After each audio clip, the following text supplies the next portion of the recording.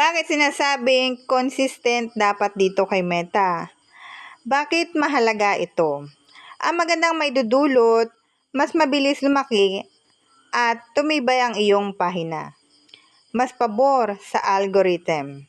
Nagtitiwala at nag-aabang ang iyong mga taga-subaybay. Mas mabilis maaabot ang kondisyon sa monetization. Nagiging kilala ka ng iyong mga paksa at estilo.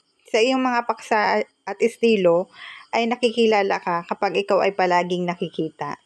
Kapag hindi naman consistent, bumababa ang abot ng reach ng iyong account. Nawawala ng interes ang iyong mga taga-subaybay. Mahirap makamit ang mga kailangan para kumita.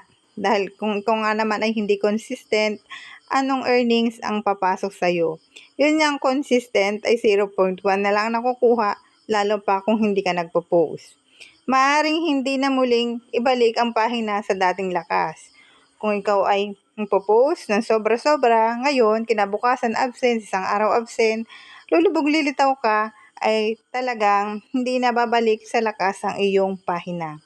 Dapat i-maintain mo to.